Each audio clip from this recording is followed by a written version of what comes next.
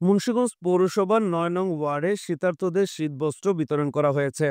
শনিবার বিকালে মুন্সিগঞ্জ পৌরসভার ৯ নং ওয়ার্ডের রমজান বেগ এলাকায় মুন্সিগঞ্জ শহর বিএনপির আয়োজনে অসহায় হতদরিদ্র পরিবারের মাঝে শীতবস্ত্র বিতরণ করেন মুন্সিগঞ্জ জেলা বিএনপির যুগ্ম আহ্বায়ক, শহর বিএনপির সভাপতি ও সাবেক পৌর মেয়র এ.কে.এম. এরাদত মানু।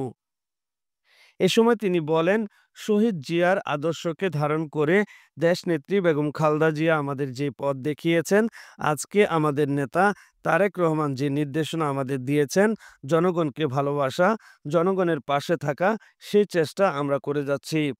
এ সময় দেশনেত্রী বেগম খালেদা জিয়ার সুস্থতা কামনা ও মুন্সিগঞ্জ ৩ আসনের সাবেক সংসদ সদস্য আব্দুল হাইয়ের রোগ মুক্তি কামনায় দোয়া করা হয়।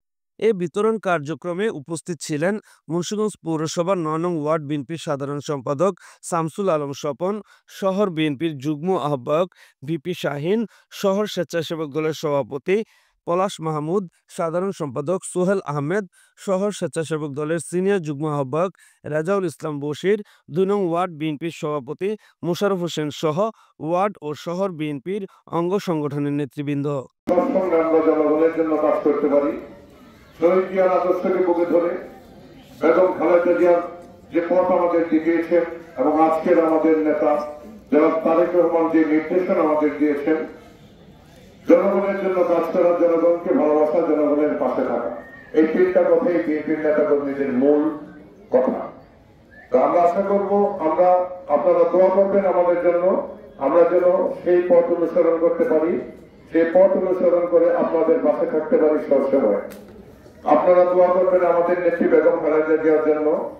আপনারা জানেন বিগত স্বৈর শাসক আওয়ামী লীগের যারা ছিল, কি অন্যায় অত্যাচার তারা করেছে, কি দুর্নীতি তারা করেছে।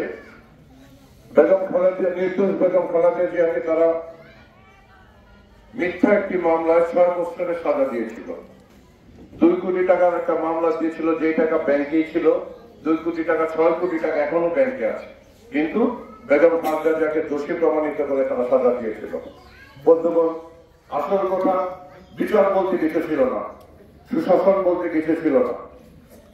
এখন যখন পরিবর্তন হয়েছে, স্বৈরাচারী শেখ হাসিনা, দেখেন পৃথিবীতে খুব কম উদাহরণ আছে কোন সরকারের পতনের পরে পালিয়ে যেতে হয়, ওনাকে পালিয়ে যেতে হয়েছে। শুধু উনি না, ওনার পরিবারের সবাই এখন দুর্নীতির দায়ে ধরা যাচ্ছে, অথচ উনি একজন নিরপরাধ মহিলাকে দোষী সাব্যস্ত করার জন্য সর্বোচ্চ চেষ্টা করে গেছেন। Mohammad Jahangir Alam, news 7 TV, Munshiganj.